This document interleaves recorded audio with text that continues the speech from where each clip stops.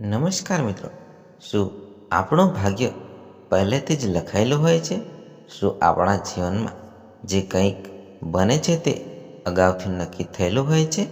મિત્રો, ગરુડ પુરાણમાં એવું વર્ણન મળે છે કે મનુષ્યના જીવનમાં જન્મથી લઈને મૃત્યુ સુધીની ઘણી ઘટનાઓ પહેલેથી નિર્ધારિત હોય છે. જન્મ અને મૃત્યુ એ જીવનના એવા અવિચલ સત્ય છે જેને કોઈ પણ ટાળી શકતું નથી. પરંતુ પ્રશ્ન એ છે કે ભાગ્ય જન્મ પહેલાં લખાય છે કે જન્મ પછી? ગરુડ પુરાણમાં જન્મ, મૃત્યુ અને કર્મના વિષય પર વિસ્તૃત રીતે સમજાવવામાં આવ્યું છે. ચાલો આ આજ્ઞામય વાતની શરૂઆત કરીએ અને જાણીએ કે મનુષ્યનું ભાગ્ય ક્યારે રચાય છે. શું તે જન્મ પહેલાં નક્કી થાય છે કે પછી જીવન દરમિયાન બનાવાય છે? નમસ્કાર દોસ્તો, આપનું સ્વાગત છે આ આપણા ચેનલમાં. મિત્રો, આ જ્ઞાનવર્ધક રજૂઆતમાં તમે પૂરેપૂરા જોડાયેલા રહેજો. તે પહેલાં એક નમ્ર વિનંતી છે કે આ વાતને અધૂરી સાંભળવાની ભૂલથી પણ ના કરતા, કારણ કે આ માત્ર એક વાર્તા નથી, પરંતુ જીવનને સમજાવતી અગત્યની શીખ છે. આ જ્ઞાનને સમજ્યા પછી તમારા જીવનમાં રહેલા લોભ, ક્રોધ, મોહ અને દુઃખમાં ઘટાડો આવી શકે છે. ભગવાન શ્રી કૃષ્ણ કહે છે કે કોઈ પણ શાસ્ત્રીય જ્ઞાન અધૂરું ન સાંભળવું જોઈએ, કારણ કે અધૂરું જ્ઞાન હંમેશા નુકસાનકારક બને છે. તેથી વિનંતી છે કે આ વાતને અંત સુધી ધ્યાનથી સાંભળજો. અને જો ઈચ્છા હોય તો કમેન્ટમાં જય શ્રી કૃષ્ણ લખીને ઈશ્વર પ્રત્યે તમારો આભાર વ્યક્ત કરજો. ગરુડ પુરાણ અનુસાર મનુષ્યના જીવનમાં ઘણી ઘટનાઓ જન્મ પહેલાં જ નક્કી થયેલી હોય છે અને તેને ટાળવી શક્ય નથી. આ પુરાણ આપણને માત્ર જન્મ અને મૃત્યુ વિશે જ નહીં, પરંતુ જીવનને યોગ્ય રીતે જીવવાની રીત પણ શીખવે છે. આ વિષયને વધુ સરળ બનાવવા માટે ચાલો એક કથાના માધ્યમથી સમજીએ કે ભાગ્ય ક્યારે રચાય છે, જન્મ પહેલાં કે પછી. આ કથા ગરુડ પુરાણમાં એક સ્કંદ પુરાણમાં વર્ણવાય છે, જે ભગવાન શ્રી કૃષ્ણે દેવર્ષિ નારદને કહી હતી. એક વખતની વાત છે. દ્વારકાની પવિત્ર નગરીમાં ભગવાન શ્રી કૃષ્ણ પોતાના દિવ્ય સિંહાસન પર વિરાજમાન હતા. એ સમયે દેવર્ષિ નારદ નારાયણનો જાપ કરતા તેમની પાસે પહોંચ્યા. ત્યારબાદ દેવર્ષિ નારદે ભગવાનને નમન કરીને વિનમ્રતા સાથે પૂછ્યું, હે પ્રભુ, તમે તો ત્રિકાળના જાણકાર છો. મેં એવું સાંભળ્યું છે કે જે જીવ મનુષ્ય તરીકે જન્મ લે છે તેનું ભાગ્ય પહેલેથી જ લખાયેલું હોય છે. શું મનુષ્યના જીવનમાં થતી દરેક ઘટના જન્મ પહેલાં જ નક્કી થઈ જાય છે, કે પછી તે પોતાના ભૂતકાળના જન્મોના કર્મોનું ફળ ભોગવે છે? અને શું મનુષ્ય પોતાની મહેનત અને સારા કર્મોથી પોતાના ભાગ્યને બદલી શકે છે? નારદજીના આ પ્રશ્નો સાંભળીને ભગવાન શ્રી કૃષ્ણ મલકાયા અને શાંત સ્વરે બોલ્યા, હે નારદ, તારો આ પ્રશ્ન અત્યંત ગહન અને મહત્વનો છે. આ પ્રશ્ન માત્ર તારો જ નહીં, પરંતુ સમગ્ર માનવજાતના જીવન, કર્મ અને મૃત્યુ સાથે જોડાયેલો છે. પછી ભગવાન શ્રી કૃષ્ણ આગળ બોલ્યા, હે નારદ, હું તને એક એવી કથા સંભળાવું છું જે તારા દરેક પ્રશ્નનો ઉત્તર આપશે. આ કથા માત્ર જિજ્ઞાસા સંતોષવા માટે નથી, પરંતુ દરેક મનુષ્ય માટે ચેતવણી અને પ્રેરણારૂપ થાય છે. તેથી તેને ધ્યાનપૂર્વક અને અંત સુધી સાંભળતા રહેજો. કૃષ્ણએ આગળ કહ્યું, આ કથા ગરુડ પુરાણમાં વર્ણવાયેલ છે. જે વ્યક્તિ તેને અધૂરી સાંભળે છે તે પોતાના માટે મુશ્કેલી ઊભી કરે છે, કારણ કે અધૂરું જ્ઞાન હંમેશા નુકસાનકારક સાબિત થાય છે.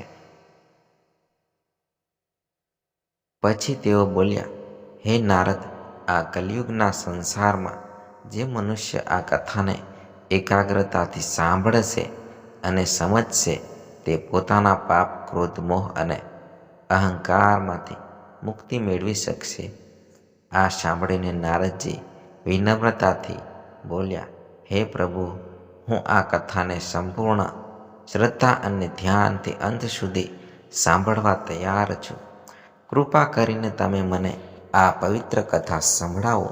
પછી ભગવાન શ્રી કૃષ્ણ નારદજીને કથા શરૂ કરીને અને બોલ્યા, હે નારદ, પ્રાચીન સમયમાં એક બહુ વિશાળ અને સમૃદ્ધ રાજ્ય હતું જેનું નામ અક્ષયપુરી હતું. આ રાજ્યનો રાજા રત્નગ્ર નામે પ્રસિદ્ધ હતો. તે અત્યંત ધર્મિષ્ઠ, ન્યાયપ્રિય અને પ્રજાલક્ષી શાસક હતો. તે હંમેશા પોતાની પ્રજાના હિત માટે કાર્ય કરતો અને ધર્મના માર્ગ પર ચાલતો. રાજા રત્નજ્ઞ એક મોટી ઈચ્છા હતી. તેને સંતાન પ્રાપ્ત થાય જેથી તે પોતાના રાજ્યનું શાસન એક યોગ્ય વારસાને સોંપી શકે. આ માટે રાજા એક રાણી બંનેએ ઘણા વર્ષો સુધી કઠોર તપસ્યા કરી. અંતે તેમની ભક્તિથી પ્રસન્ન થઈને ભગવાન શિવે તેમને સંતાન પ્રાપ્તિનું વરદાન આપ્યું. કેટલાક સમય પછી ભગવાન શિવના આશીર્વાદથી રાણી ગર્ભવતી બની. રાજા અને રાણી બંને અત્યંત ખુશ હતા, કારણ કે તેઓ ઈચ્છતા હતા કે તેમનો પુત્ર ભવિષ્યમાં મહાન અને શક્તિશાળી શાસક બને અને રાજ્યને સુખ સમૃદ્ધિ તરફ લઈ જાય.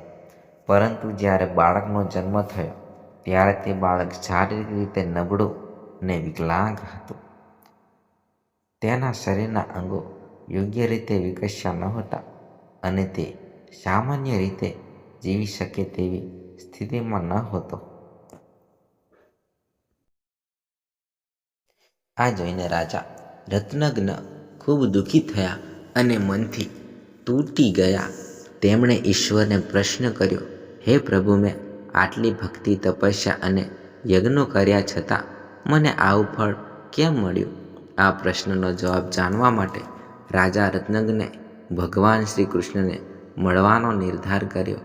પછી રાજા પોતાના દુઃખ સાથે ભગવાન શ્રી કૃષ્ણ પાસે પહોંચ્યા અને વિનમ્રતાથી પૂછ્યું, હે પ્રભુ, મેં આટલી ઉપાસના કરી છતાં મારો પુત્ર વિકલાંગ કેમ જન્મ્યો? મેં તો ભગવાન શિવ પાસેથી આશીર્વાદ મેળવ્યા હતા, છતાં આવું કેમ બન્યું?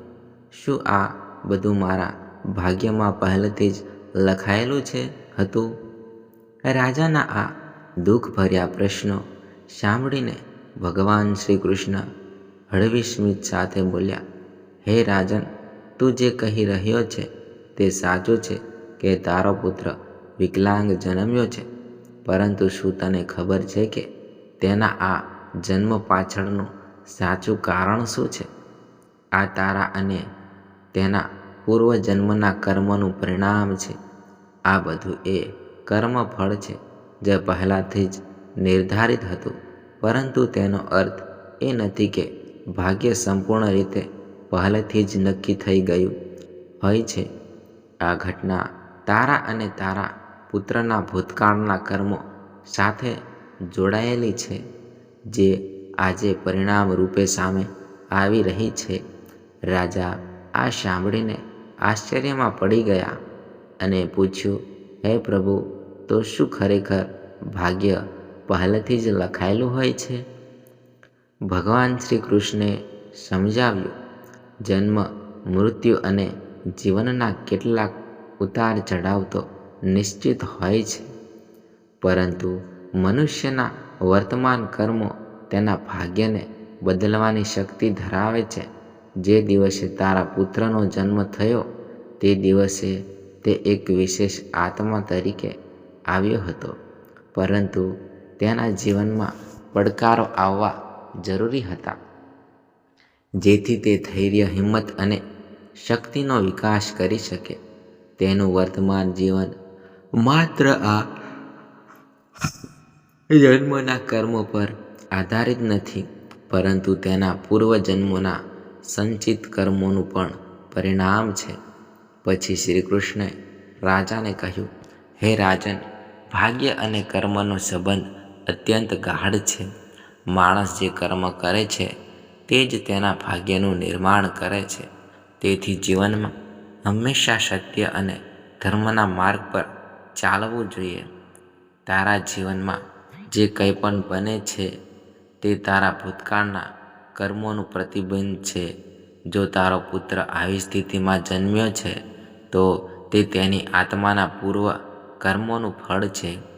જ્યારે કોઈ આત્મા સારા ગુણો સાથે જન્મે છે ત્યારે તેને જીવનમાં પડકારો અને સંઘર્ષનો સામનો કરવો પડે છે, કારણ કે આ દુનિયામાં દરેક આત્મા પોતાના જૂના કર્મોનો હિસાબ ચૂકવવા માટે આવે છે. પરંતુ એક વાત હંમેશા યાદ રાખ, તારા પુત્રના જીવનમાં આવેલી આ મુશ્કેલીઓ માત્ર પરીક્ષા છે. જો તે હિંમત અને ધૈર્યથી આ પડકારોને પાર કરશે તો તે પોતાનું ભાગ્ય બદલવામાં સફળ થઈ શકે છે. એક દિવસ તે તેવા કાર્યો કરશે જેની તું કલ્પના પણ કરી નથી. આ વાત સાંભળીને રાજા રત્નજ્ઞે ફરી પૂછ્યું, હે પ્રભુ, શું હું અને મારો પુત્ર આપણું ભાગ્ય બદલી શકીએ?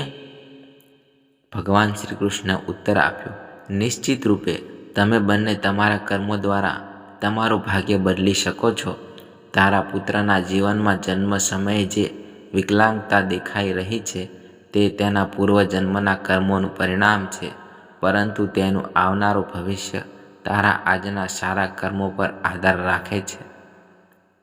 જો તું મને હિંમત, ધૈર્ય અને આત્મવિશ્વાસથી મજબૂત બનાવશે તો તે પોતાના ભાગ્યને બદલવાની ક્ષમતા પ્રાપ્ત કરી શકે છે. તારા સારા સંસ્કારો અને પ્રયત્નોથી એક દિવસ તે મહાન બનશે અને રાજ્યની જવાબદારી પણ સંભાળી શકશે.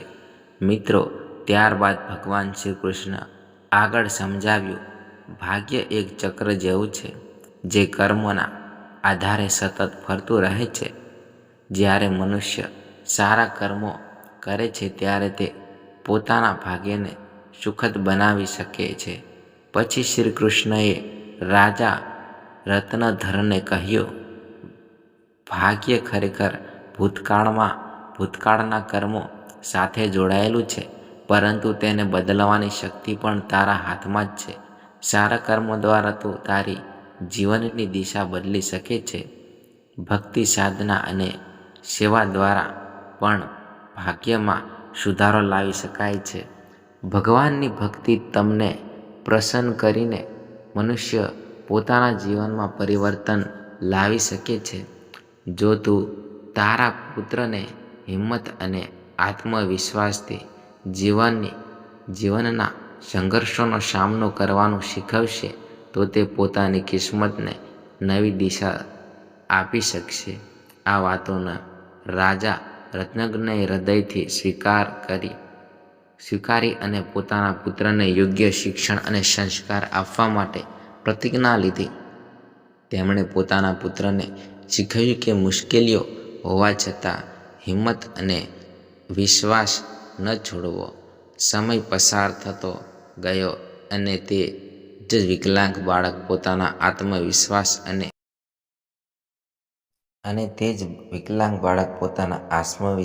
અને અડગ સંકલ્પના બળે સમાજમાં એક વિશેષ સ્થાન મેળવવામાં સફળ થયો. તેના સંઘર્ષ અને સાહસને કારણે સમગ્ર રાજ્યમાં તેનો માન સન્માન વધ્યો. પછી ભગવાન શ્રી કૃષ્ણ નારદજીને કહ્યું, હે નારદ, સમજ કે ભાગ્ય કોઈ સ્થિર વસ્તુ નથી. તે એક સતત બદલાતી પ્રક્રિયા છે જે મનુષ્યના કર્મો પર આધાર રાખે છે. જે વ્યક્તિ પોતાના કર્મોને સુધારે અને ઈશ્વરની શરણમાં જાય છે તેનું ભાગ્ય પણ ધીમે ધીમે બદલાય છે. આ ફક્ત ભાગ્યનો વિષય નથી, પરંતુ જીવનમાં કરેલા કર્મો અને ભોગવેલા સંઘર્ષોનું સંકલિત પરિણામ છે. મિત્રો, ત્યારબાદ શ્રી કૃષ્ણએ નારદજીને સમજાવ્યું, આ કથા આપણને શીખવે છે કે જીવનમાં જે કંઈ થાય છે તે આપણા ભૂતકાળના કર્મોનું ફળ હોય છે. ભાગ્ય અને કર્મ કોઈ સ્થિર વસ્તુ નથી. આપણા આજના કર્મો આપણું આવતીકાલનું ભાગ્ય બનાવે છે. ગરુડ પુરાણ પણ એ જ સંદેશ આપે છે કે જો મનુષ્ય સારા કર્મો કરે, સત્યના માર્ગે ચાલે અને ઈશ્વરનું સ્મરણ કરે તો તે પોતાના જીવનની દિશા બદલી શકે છે. અંતમાં શ્રી કૃષ્ણએ નારદને કહ્યું, હે નારદ, આ સમગ્ર સંસાર કર્મોનું પ્રતિબિંબ છે. જેવા કર્મ તેવું ફળ, આ અવિચલ નિયમ છે. મનુષ્યએ હંમેશા યાદ રાખવું જોઈએ કે માતા પિતાની સેવા, બીજાની મદદ અને ઈશ્વરનું સ્મરણ એ જ સર્વોચ્ચ ધર્મ છે. અને જે મનુષ્ય પોતાના પૂર્વજન્મોમાં અન્યને દુઃખ આપે છે અથવા પાપ કરે છે, તેને તેના પરિણામોનો સામનો કરવો જ પડે છે. તેને કઠિન યાતનાઓ ભોગવવી પડે છે અને અનેક જન્મો સુધી તે પોતાના કર્મોનું ફળ સહન કરે છે. પરંતુ જે મનુષ્ય સમયસર પોતાને સુધારે છે, પોતાના કર્મોને શુદ્ધ બનાવે છે, તે આ જન્મ મરણના ચક્રમાંથી મુક્તિ મેળવી શકે છે. કારણ કે આ સંસાર આપણને એક અવસર આપે છે સત્ય, ધર્મ અને સેવા દ્વારા જીવનને સાર્થક બનાવવાનો. મનુષ્યએ હંમેશા યાદ રાખવું જોઈએ કે મૃત્યુ પછી તેની સાથે માત્ર તેના સારા કર્મો જ જાય છે. મિત્રો, આ કથા આપણને સમજાવે છે કે આપણું ભાગ્ય આપણા ભૂતકાળના કર્મોનું પ્રતિબિંબ છે. દરેક પાપનો દંડ અને દરેક પુણ્યનો લાભ નિશ્ચિત છે. એટલે હે મનુષ્ય, તું હંમેશા પોતાના કર્મો પર ધ્યાન આપ. સ્વાર્થ, પાપ અને અહંકારને છોડીને ધર્મ, સત્ય અને સેવાનો માર્ગ અપનાવ. કારણ કે એ જ સાચો અને શ્રેષ્ઠ જીવન માર્ગ છે. મિત્રો, આ રીતે ભગવાન શ્રી કૃષ્ણે નારદજીને ગરુડ પુરાણના ગુહ્ય તત્વો સમજાવ્યા. આમાંથી આપણે એ સમજીએ છીએ કે ભાગ્ય કોઈ હદ સુધી પહેલેથી નિર્ધારિત હોય છે, પરંતુ મનુષ્ય પોતાના પ્રયત્નો, સંઘર્ષ, સત્યના માર્ગ અને ઈશ્વરની ભક્તિ દ્વારા તેને બદલવાની શક્તિ પણ ધરાવે છે. ગરુડ પુરાણમાં ભાગ્ય અને કર્મ વચ્ચેનો સંબંધ ખૂબ સ્પષ્ટ રીતે સમજાવવામાં આવ્યો છે. તે કહે છે કે મનુષ્ય પોતાના કર્મો, મહેનત અને ભક્તિથી જીવનમાં પરિવર્તન લાવી શકે છે. આ પુરાણ આપણને એક સુંદર ઉપમા આપે છે. જીવન એક ખેતર જેવું છે. જેમ ખેડૂત જેવું બીજ વાવે છે, તેવું જ પાક તેને મળે છે.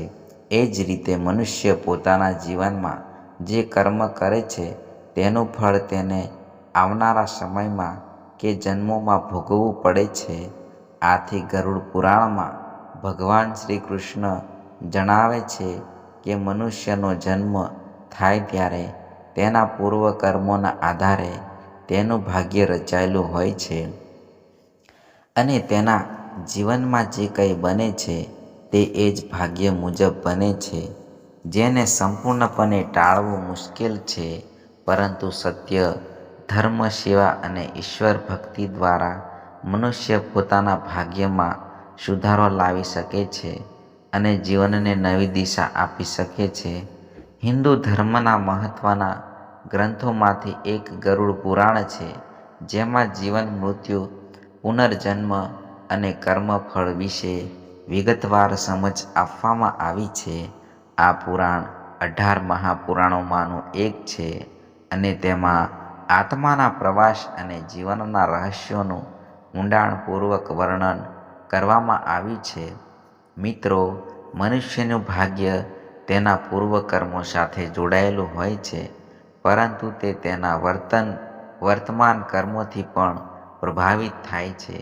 ગરુડ પુરાણ જે વૈષ્ણવ પરંપરાના મહત્વપૂર્ણ ગ્રંથોમાં ગણાય છે. આપણને જીવનના મૂળ તત્વો અને કર્મના સિદ્ધાંત વિશે ઊંડો બોધ આપે છે અને અંતમાં ભગવાન શ્રી કૃષ્ણને ભગવાન વિષ્ણુના અવતાર તરીકે માનવામાં આવે છે અને તેમની વાણી આપણને સાચા માર્ગ પર ચાલવાની પ્રેરણા આપે છે.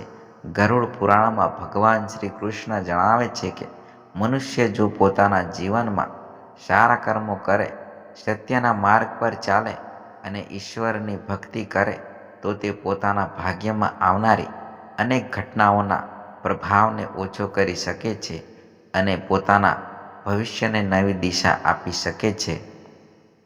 મિત્રો, ગરુડ પુરાણ અનુસાર શ્રી કૃષ્ણે મનુષ્યને જીવન યોગ્ય રીતે જીવવા માટે 3 મુખ્ય ઉપદેશ આપ્યા છે, જેને અપનાવીને આપણે આપણા કર્મફળ અને ભાગ્યમાં સુધારો લાવી શકીએ છીએ.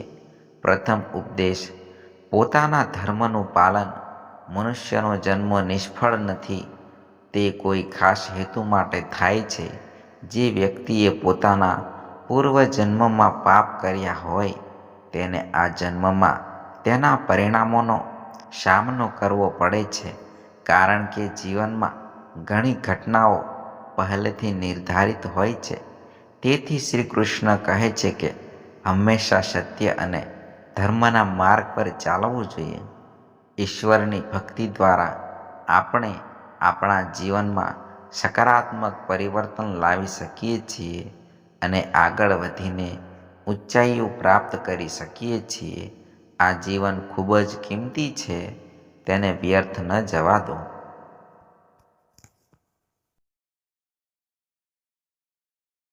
સારા કર્મો અને ધર્મના પાલનથી આપણે આવનારા સમયને વધુ સુખમય બનાવી શકીએ છીએ અને સમાજ માટે પણ પ્રેરણા બની શકીએ છીએ. બીજો ઉપદેશ, માતા પિતાનો આદર અને સેવા.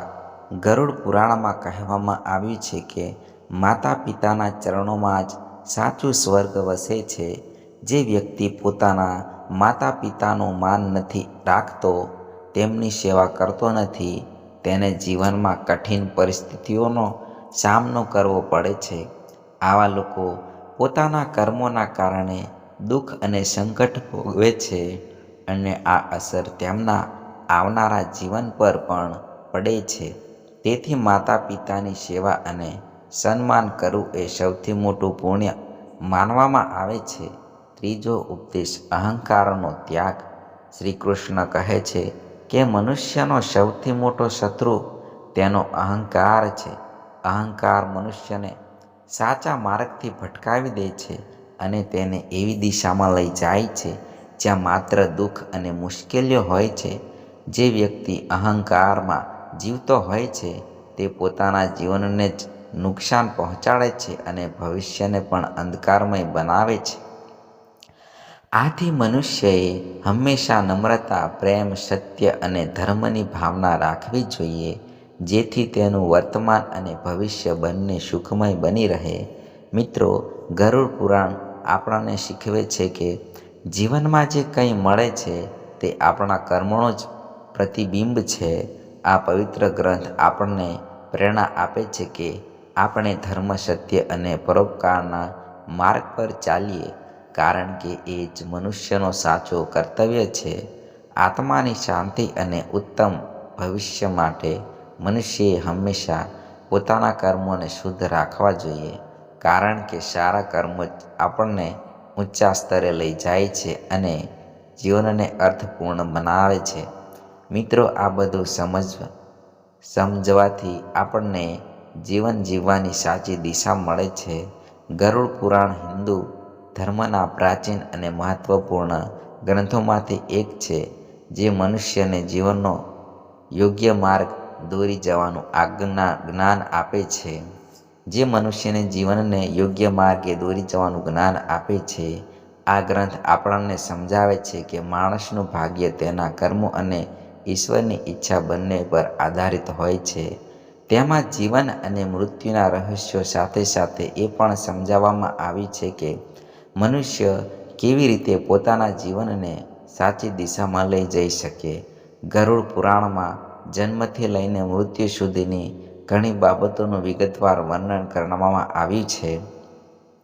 જીવન કેવી રીતે જીવવું, શું કરવું અને શું ટાળવું એ બધું આ ગ્રંથમાં સ્પષ્ટ રીતે સમજાવવામાં આવ્યું છે. મનુષ્યના જીવનમાં જે કંઈ બને છે તે તેના પૂર્વજન્મોના કર્મોનું પરિણામ હોય છે. મિત્રો, આ ગ્રંથ આપણને શીખવે છે કે ભાગ્ય કોઈ અલગ વસ્તુ નથી, પરંતુ તે આપણા કર્મોનું જ પ્રતિબિંબ છે. ભલે ભાગ્યનો આધાર જન્મ પહેલાં નક્કી થયેલો હોય, પરંતુ આપણે આપણા વર્તમાન કર્મો દ્વારા તેમાં પરિવર્તન લાવી શકીએ છીએ. જીવન એક અમૂલ્ય તક છે. જો આપણે તેને સત્ય, ધર્મ અને સારા કાર્યોથી જીવીએ તો આપણે આત્માને ઉચ્ચ સ્તરે લઈ જઈ શકીએ છીએ અને અંતે મોક્ષ તરફ આગળ વધી શકીએ છીએ. આભાર મિત્રો. ગરુડ પુરાણમાં જણાવેલી આ વાતોને જીવનમાં ઉતારવાનો પ્રયત્ન કરો અને હંમેશા સત્ય માર્ગ પર ચાલો. આમ કરવાથી તમારું આવનારું જીવન વધુ સુખમય અને શાંતિપૂર્ણ બની શકે છે. જો તમને આ વિડીયો ગમ્યો હોય તો તેને લાઈક કરો, કોમેન્ટમાં જય શ્રી કૃષ્ણ લખીને તમારી ભાવના વ્યક્ત કરો અને અમારી ચેનલને સબસ્ક્રાઈબ કરવાનું ભૂલશો નહીં, જેથી દરેક નવી માહિતી તમને સમયસર મળે. આભાર. હર હર મહાદેવ. ઓમ નમઃ શિવાય. ઓમ નમઃ શિવાય. ઓમ નમઃ શિવાય.